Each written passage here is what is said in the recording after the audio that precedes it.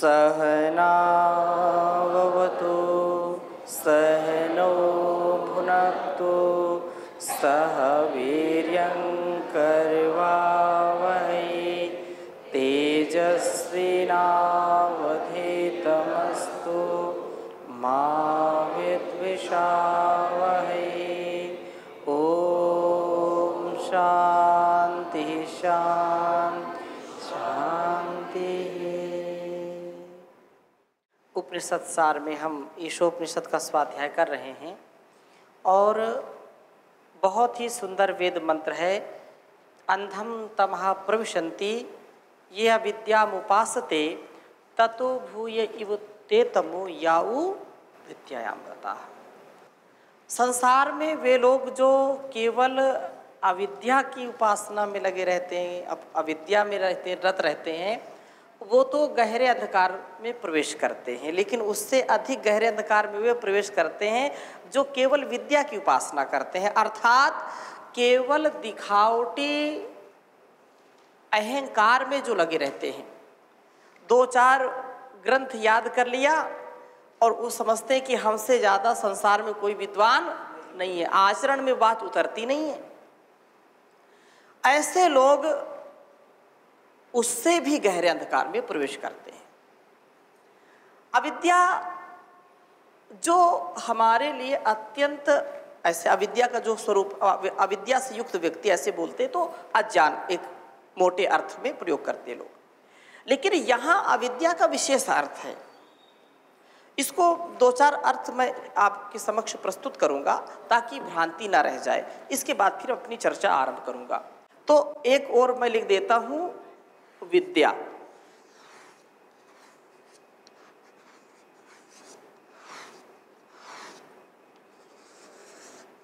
और विद्या का अर्थ क्या होता है वो अभी अविद्या समझ में आ जाएगी तो विद्या भी समझ में आ जाएगी।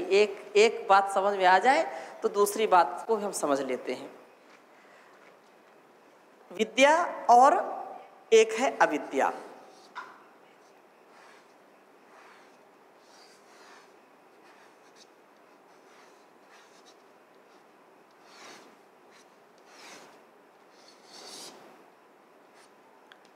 अविद्या का तात्पर्य है,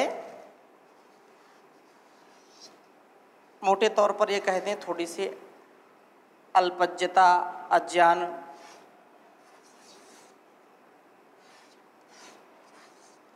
अज्ञान भी लोग बोलते हैं अविद्या को। फिर बोलते हैं कि मिथ्या ज्ञान।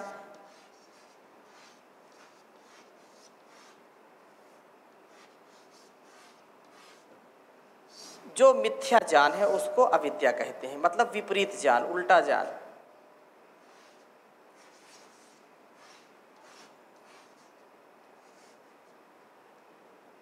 फिर इसको कहते हैं कि अयथार्थ ज्ञान। अविद्या को क्या कहते हैं? अयथार्थ ज्ञान।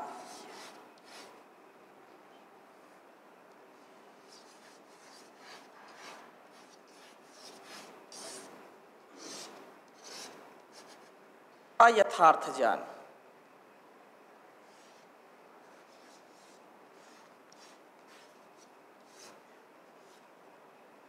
अयथार्थ ज्ञान, विपरीत ज्ञान, इसको भी लिख लीजिए। अविद्या क्या है? अज्ञान, मिथ्या ज्ञान, अयथार्थ ज्ञान। और अविद्या का एक अर्थ है कर्म। अविद्या का यहाँ जो विशेष अर्थ क्या है? कर्म।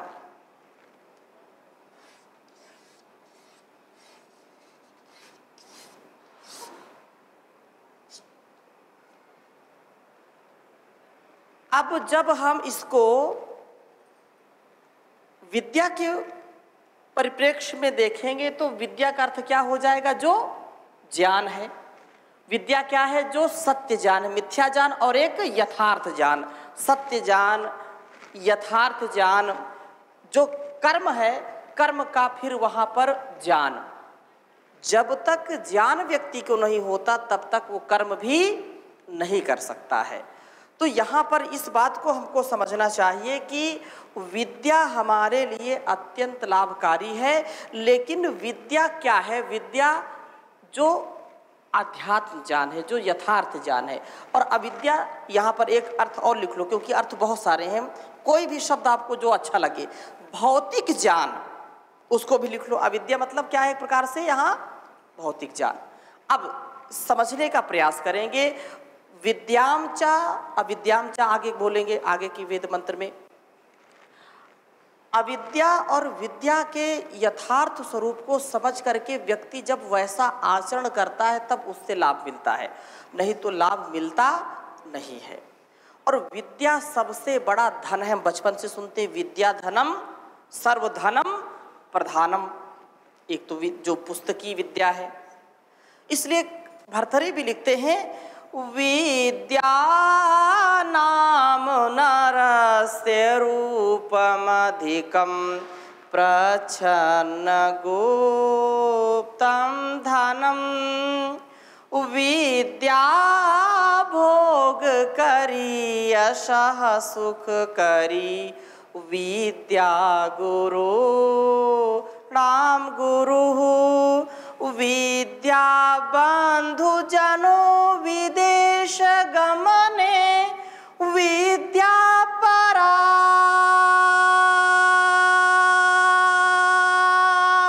देवता। विद्या राजसु पूज्यते न तु धनम, विद्या विहीनः पशुः, विद्या विहीनः पशु। विद्या से विहीन व्यक्ति क्या है, पशु के समान है।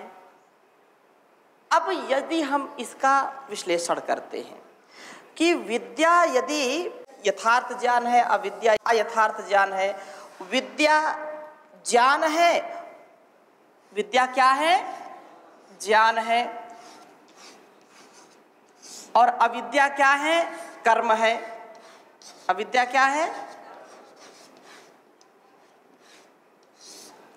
कर्म है।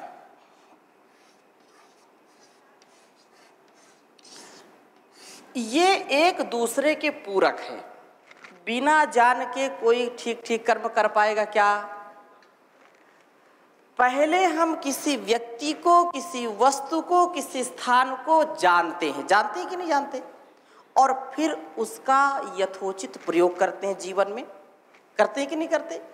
और यदि हम नहीं जानते तो उसका प्रयोग भी नहीं करते, और ऐसा यदि करते हैं तो फिर हमको लोग विवेकी नहीं कहेंगे, हमको ज्ञानी नहीं कहेंगे। इसलिए कहते हैं कि शुद्ध ज्ञान होना चाहिए पहले, फिर शुद्ध कर्म होनी चाहिए और उपासना होनी चाहिए शुद्ध। जब तक हम इन जो 5 हमारी ज्ञानेंद्रियां हैं, 5 ज्ञानेंद्रियां हैं कि नहीं, इन ज्ञानेंद्रियों से फिर जब हम जान जाते हैं तो कर्म भी करते हैं कि नहीं करते। ज्ञानेंद्रियां परमात्मा ने इसीलिए दी हैं कि हम कर्म इंद्रियों से उनको जीवन में उतारें। और यदि जानबूझ न करें ढिठाई, हम ठीक ठीक जानते भी हैं और फिर मानते नहीं, तो हमको लोग ज्ञानी नहीं बोलेंगे, हमको विद्वान नहीं बोलेंगे, हमको धार्मिक नहीं बोल सकते हैं। इसलिए कहते हैं कि जैसा शास्त्रों में कहा है वैसा व्यक्ति को जीने का प्रयास करना चाहिए। यदि प्रयास नहीं करेंगे तो कभी भी हमारे जीवन में सुख शांति का आधार नहीं हो सकता है। अतः हमारा यह हर पल विश्वास होना चाहिए कि जो यथार्थ ज्ञान है वो क्या है, जो सत्य ज्ञान है वो क्या है, जो ठीक ठीक ज्ञान वो क्या है। तो हम ईश्वर, जीव और प्रकृति के सच्चे स्वरूप को जानने का प्रयास करें। एक बात तो ये हो गई। दूसरी बात ये है कि जब जान लिया तो फिर वैसा मान लेना चाहिए, और जैसा जाना वैसा माना, फिर वैसा जीने का प्रयास करना चाहिए। जानना, मानना और जीना। किसी को कोई रोग है, बीमार है व्यक्ति, और डॉक्टर ने कहा कि तुम ऐसा करो, आप जो है गिलोय घनवटी ले लेना, तो ये त्रिदोष शामक है, ज्वर आदि में भी लाभकारी है, कफ रोग है तो विशेष लाभ मिलेगा। अब वो जान तो लिया लेकिन उसका सेवन नहीं कर रहा तो लाभ मिलेगा क्या? नहीं मिलेगा। इस दृष्टि से इस बात को यहाँ पर कहा है कि व्यक्ति जो जानबूझ करके भी, जानता हुआ भी अपने आचरण में नहीं उतारता है, वही व्यक्ति उससे भी गहरे अंधकार में जाता है। जो भौतिक ज्ञान है उसमें तो कम से कम वो सुख ले रहा है, और जो इसको भी दुख दे रहा है, शरीर को भी, बोले कुछ जो है कुछ नहीं, बस तप करो तप करो, और झूठी तपस्या दिखाने के लिए मैं 10 दिन से अनशन कर रहा हूँ, मैं 1 महीने से अनशन कर रहा हूँ। झूठा दिखावा करने से तो शरीर और आत्मा दोनों को कष्ट मिलेगा। मिलेगा कि नहीं मिलेगा? और हम इतने जो है इतने दिन से व्रत रख रहे हैं, व्रत क्या रखें? व्रत तो सच्चाई का, अच्छाई का व्रत रखना चाहिए। मैं जो लोग ऐसा करते हैं उनका उपहास नहीं कर रहा हूँ, लेकिन कहने का आशय क्या है कि जो शास्त्र कहता है वैसा हमको जीने का प्रयास करना चाहिए। शास्त्रोक्त, ऋषिप्रोक्त, वेदानुकूल आचरण होना चाहिए। और जो लोग ऐसा नहीं करते और अहंकारी बन जाते हैं, अध जल गगरी छलकत जाए भरी गगरिया चुप्पे जाए, थोथा चना बाजे घना, तो ऐसी जो स्थिति है, ऐसे व्यक्ति उससे भी गहरे अंधकार में जाते हैं। और इसको स्पष्टता से समझने का प्रयास कर लीजिए। जैसे हम वस्त्रों को पहनते हैं तो उसके प्रयोजन होते हैं। वस्त्रों के पहनने के 2 प्रयोजन हैं कि हम एक मर्यादा जो बनी है समाज में, उसमें हम अपना योगदान दें। हम यदि निवस्त्र होकर के बाहर टहलेंगे तो वो मर्यादा नहीं है। तन को ढकने के लिए महिलाएं, पुरुष, माताएं और सभी भाई पहनते हैं, इसलिए पहनते हैं। दूसरा प्रयोजन क्या है? दूसरा प्रयोजन है कि वातावरण का प्रभाव हमारे शरीर में कम से कम पड़े। ठीक है, गर्मी आती है तो जैकेट नहीं पहनते, स्वेटर नहीं पहनते, शाल या कंबल नहीं ओढ़ते। ओढ़ते हैं क्या? जब मई जून आती है तो हम बिल्कुल हल्के कपड़े पहनते हैं। अभी भी गर्मी है तो हल्के कपड़े पहनते हैं, तो हमारी रक्षा हो इससे। और जब कड़ाके की ठंड हो तो इतने हल्के कपड़े पहनेंगे क्या? नहीं पहनेंगे, कुल्फी जम जाएगी। हाँ, तो 2 प्रयोजन है। ये यथार्थ है या अयथार्थ है? ये भौतिक है कि अभौतिक है? शरीर को सर्दी लगती कि आत्मा को लगती? बताओ। शरीर को लगती है। लेकिन ये शरीर यदि ठीक नहीं रहेगा तो तपस्या चलेगी क्या? नहीं चलेगी। इसलिए 2 मंत्र मैं उनको भी समावेश उसका करता हूं, क्योंकि समय कम है, फिर बाद में लिख दूंगा। जो अगला वेद मंत्र है, अगला वेद मंत्र कहता है कि जो लोग विद्या और अविद्या, अविद्या की उपासना करेंगे दूसरा फल मिलेगा, विद्या की उपासना करेंगे तो दूसरा फल मिलेगा। यदि हम सच्चाई के साथ, अच्छाई के साथ जीवन को जिएंगे तो उसका लाभ अलग मिलेगा। भौतिक यदि जीवन जीते हैं, अयथार्थ जीवन जीते हैं, तो यहाँ की चमक धमक तो दिखाई पड़ती है। और एक अध्यात्म जीवन जो जीने वाला है, या दिखावटी कि मैं बहुत बड़ा आध्यात्मिक हूँ और अंदर से अंदर वो गड़बड़ मामला है, तो उसका फल अलग मिलेगा। मीठा खाएंगे तो मीठा स्वाद मिलेगा, खट्टा खाएंगे तो खट्टा मिलेगा। सच्चाई के रास्ते पर जाएंगे तो उससे अच्छाई मिलेगी, गलत रास्ते में जाएंगे तो बुराई मिलेगी। मिलेगी कि नहीं? तो यहाँ कहा कि अन्य देवाहुर विद्या अन्य दाहुर अविद्या इति शुश्रुम धीराणाम ये नस्तद विचक्षिरे, जो अगला वेद मंत्र है। तो इस प्रकार से कहा कि ये नस्तद विचक्षिरे, जो अविद्या की उपासना करते हैं उनको अलग ही फल मिलेगा, और जो विद्या की उपासना करेंगे उनका फल अलग ही है। इति सुश्रुम धीराणाम, ऐसा हमने जो धीर गंभीर ऋषि मुनि हैं उनसे हमने सुना जाना, और उन्होंने पृथक पृथक करके हमको बताया कि ज्ञान का मार्ग कृपाण की धारा, जो जैसा करेगा वैसा उसको फल मिलेगा, इसमें कोई संदेह नहीं करना चाहिए। अगली बात कहा कि जो तीसरा वेद मंत्र है, क्योंकि ये तीनों वेद मंत्र एक दूसरे से रिलेटेड हैं, 3 वेद मंत्र हैं। कहा कि विद्याम च अविद्याम च यस्तद वेदो भयम सहा, अविद्या मृत्युम तीर्थवा विद्यामृतमश्नुते। ज्ञानामृत पुस्तक सबके पास है ना, तो उसमें होगा, ठीक है। विद्याम च अविद्याम च यस्तद वेदो भयम सहा, अविद्या मृत्युम तीर्थवा विद्यामृतमश्नुते। अर्थात जो विद्या और अविद्या दोनों को समझ करके, दोनों के संतुलन को समझ करके जीने का प्रयास करते हैं, समझो वही अपने जीवन को ठीक ठीक प्रकार से जी पाते हैं।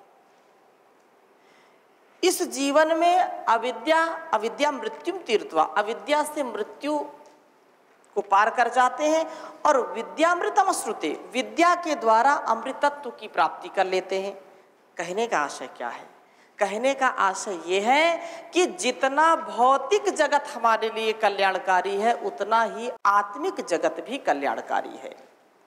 आत्मिक और भौतिक दोनों प्रकार की उन्नति करना हमारा परम लक्ष्य होना चाहिए। यदि केवल हम आत्मा की बात करते हैं और शरीर की बात नहीं करते तो बात बनेगी क्या? आत्मिक जो ज्ञान है वो विद्या है, और जो भौतिक ज्ञान है वो क्या है? अविद्या है। जो भौतिक ये हमेशा ऐसा रहने वाला नहीं है। हम शरीर को बहुत क्या समझते हैं? शुचि समझते हैं। अनित्य शुचि सुख दुखात्म सुख ख्यातिर अविद्या, जो अविद्या की परिभाषा की है कि जो अनित्य है उसमें हम नित्य का भाव रखते हैं, जो अशुचि है शुद्ध नहीं उसमें हम शुचिता का भाव रखते हैं, जो दुखदाई है उसमें हम सुख का भाव रखते हैं, जो अनात्मा है उसमें आत्मा का भाव रखते हैं। यही अविद्या है। यदि योग दर्शन की हम चर्चा करते हैं तो अविद्या क्या है? अविद्या तो यही है ना, उल्टा ज्ञान। अशुद्ध को क्या समझते हैं? शुद्ध समझते हैं, और शुद्ध को अशुद्ध समझते हैं। जैसे उदाहरण समझिए, हमारा शरीर शुद्ध है कि अशुद्ध है? बोलिए। अशुद्ध है, लेकिन लोगों ने कितनी इसकी महिमा गाई। आहा, तेरे चेहरे से नजर नहीं हटती। इतना शुद्ध है कि चेहरे से नजर नहीं हटती। झील जैसी आंखें। अब क्या क्या है वो सब पब्लिक है, सब जानती है। ये यथार्थ है क्या? यथार्थ नहीं है। 2-4 दिन आंखें न धोएं तो झील जैसी आंखें भला देखने का ही जो है वो साहस करे। 2-4 दिन मुख ना धोएं, प्रक्षालन मुख ना करें, मुंह से बदबू आएगी, बैठना पसंद नहीं करेंगे। जिस चेहरे से नजर नहीं हटती लोग ऐसा बोलते, वही चेहरा देखना लोग पसंद नहीं करते। बोलिए, ये यथार्थ है कि अयथार्थ है? अर्थात जिसको हम शुचि समझते हैं, 24 घंटे उससे गंदगी निकलती कि नहीं निकलती? आँखों से, नासिका से, कानों से, मुख से, मतलब 9 द्वार हैं, 9 द्वार से, और क्या 9 द्वार क्या, पूरे शरीर से, रोमकूप से पसीना निकलता है कि नहीं निकलता? अब लोग इसको इतना महिमा मंडन करते हैं। ये क्या है? अविद्या है। ये क्या है? अविद्या है। इसके झूठे अहंकार में व्यक्ति यदि फंस गया तो गया काम से। लेकिन इसके बिना काम भी नहीं चल सकता। शरीर के बिना काम चलेगा क्या? यदि शरीर की हम इतनी अवहेलना करें तो हम इसको पाल नहीं सकते, इसको अच्छा नहीं कर सकते। अपने शरीर को स्वस्थ रखना, दिस इज आवर ड्यूटी, हमारा कर्तव्य है कि नहीं? ये अशुचि है तो भी बार बार इसको साफ करो, शुचि करो, इसको शुचि करो, इसको साफ करो। तो लेकिन इसमें झूठा अहंकार नहीं करना। स्वरूपम शरीरम नवीनम कलत्रम धनम मेरुतुल्यम वचश्चारुचित्रम हरे रंध्रे मध्ये मनश्चेद लग्नम ततः किम ततः किम ततः किम ततः किम। इस संसार में कितना भी सुंदर शरीर हो, कितना सुंदर जीवन साथी हो, अहंकार कभी भी नहीं करना चाहिए। क्योंकि ये जो तेरी भरी जवानी, 2 दिन में ढल जाएगी, फिर चाहे जितनी देह सजा ले सुंदरता ना आएगी। हम इसका अहंकार ना करें। ये इसके अंदर क्या है, मैं आत्मा की बात कर रहा हूं, नहीं इसके अंदर तो सब अगर खोल करके दिखा दिया जाए मामला गड़बड़। कोई भी देखना पसंद नहीं करेगा, कोई बैठना एक दूसरे के पास पसंद करेगा क्या? ये यथार्थ है।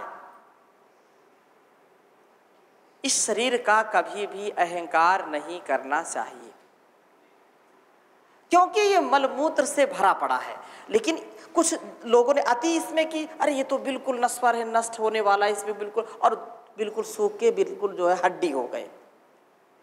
ये परमात्मा ने बनाया है तो इसका सम्मान भी करना सीखें, ये विद्या है। अर्थात बिना शरीर के हम मोक्ष को भी नहीं प्राप्त कर सकते हैं। इसलिए विद्याम च अविद्याम च, आत्मिक स्वरूप को जो नित्य रहने वाला है, इस अनित्य शरीर में, ये शरीर क्या है? अनित्य है ना, और इसमें रहने वाला क्या है? नित्य है। जो आत्मा वो नित्य है, वो शुद्ध है, वो कभी भी अशुद्ध नहीं होता है। तो इस शुद्धता के साथ अशुद्धता भी है, इस आत्मा के साथ ये अनात्मा भी है। तो दोनों का कॉम्बिनेशन होना चाहिए, दोनों का ज्ञान होना चाहिए, तब हमारा जीवन अच्छा बनेगा। इसलिए कहा विद्याम च अविद्याम च यस्तद वेदो भयम सहा। दोनों का जो है अभ्युदय भी निश्रेयस भी, प्रेय भी श्रेय भी, जब ऐसा जीवन में आएगा तो व्यक्ति का जीवन बहुत ही सुंदर और भव्य बन जाएगा। विद्या को भी समझना, अविद्या को भी समझना। यस्तद वेदो भयम सहा अविद्या मृत्युम तीर्थवा। अब बोलो, अविद्या से व्यक्ति मृत्यु पार हो जाता है, मृत्यु से तर जाता है। अब कैसे होता, अविद्या से कैसे मृत्यु से तरेंगी? जो उदाहरण पहले दिया था वही उदाहरण फिर देता हूं। ये जो भौतिक ज्ञान है, जो अनित्य है, जो अशुचि है, उसी से हमको जीवन भी मिलता है, उसी से हम मृत्यु से बच जाते हैं। जैसे भौतिक जो आहार है, भोजन, अन्न, जल, वायु, ये क्या है? ये भौतिक है ना, भौतिक है कि नहीं? लेकिन इसी का सेवन करने से हम जीते हैं कि नहीं जीते? 2-4 दिन भोजन किसी को न दो, बिल्कुल जो है मामला गड़बड़ हो जाएगा। अच्छा, दे भी दिया, पानी मत दो, पानी बिना काम चलेगा क्या? नहीं चलेगा। और पानी 2-4 दिन चलो हो सकता है काम चल जाए, नासिका से श्वास लेना बंद कर दे, चलेगा क्या? क्या चलेगा? बिल्कुल नहीं चलेगा, एक भी क्षण नहीं चलेगा। तो ये जो श्वास लेना और भौतिक पदार्थों के ग्रहण से हम जीते हैं कि नहीं जीते? अच्छा, बहुत बड़ा रोग हो गया, जो औषधि हम सेवन करेंगे वो भी तो क्या है? भौतिक है कि नहीं? उसका भी सेवन करते हैं। हमने वस्त्र का उदाहरण दिया, तो बहुत ठंड है, कड़ाके की ठंड है, और उसको वस्त्र ना पहनाया जाए तो मामला गड़बड़, राम नाम हो जाएगा कि नहीं? तो वो भौतिक, ये जो मकान है, यह क्या है? भौतिक है कि नहीं? ये हमेशा रहने वाला नहीं है, परंतु इससे हमारी जान की, माल की रक्षा होती कि नहीं होती? होती कि नहीं? अगर ये ना हो तो मामला। अच्छा, फिर अब प्रश्न आएगा, तो क्या जंगल में रहने वाले लोग वो भी करते हैं? उनका उदाहरण अलग है।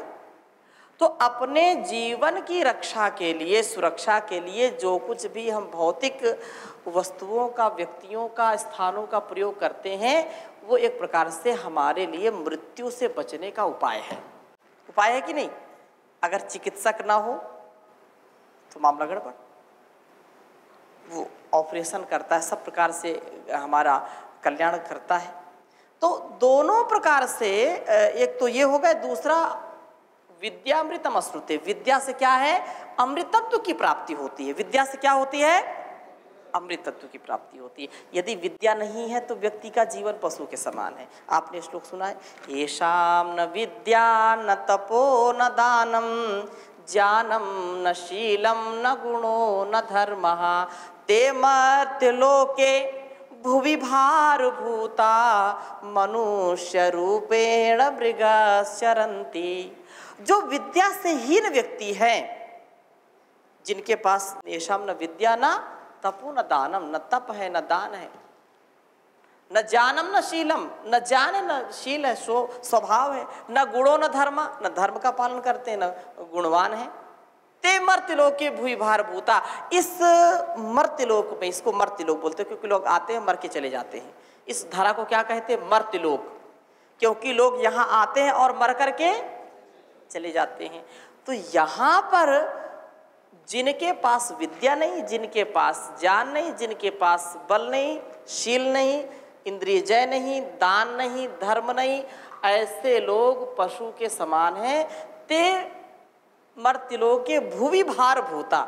इस धरती पर वो बोझ हैं, वो भार हैं, उनका उद्धार कोई भी नहीं कर सकता।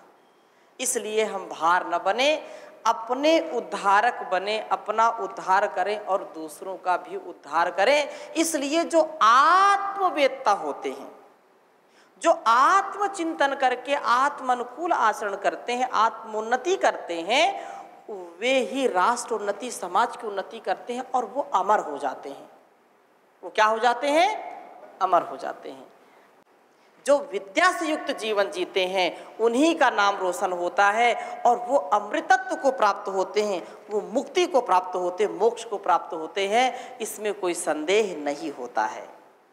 इसलिए हम ऐसा कार्य करें। अच्छा, अभी वर्तमान की यदि हम बात करें, यदि मैं पूछूं कि इनके पिताजी को आप जानते हो? नहीं जानते। भगत सिंह के पिताजी को जानते हैं, उनकी माताजी को जानते हैं, चंद्रशेखर आज़ाद, राजगुरु, सुखदेव, महर्षि दयानंद, विवेकानंद, इनके माता पिता का नाम जानते हैं ना? क्यों जानते हैं? क्यों जानते हैं? क्योंकि विद्यामृतम अश्नुते, विद्या से युक्त होकर के राष्ट्र के लिए, संसार के लिए, समाज के लिए जो आत्म अनुकूल आचरण करता है उसी का लोग नाम लेते हैं। कायरों का, बुज़दिलों का, प्रमादियों का नाम कभी कोई लेता नहीं है। इसलिए आत्म अनुकूल आचरण करके हम अपने जीवन को जिएं। अभी समय पूरा हो गया है, कल हम और चर्चा करेंगे, आपके प्रश्न को कर लेंगे। ओम शांति शांति शांति। ओम श्री परमात्मने नमः। ओम श्री गुरुभ्यो नमः। ओम सर्वेभ्यो नमः।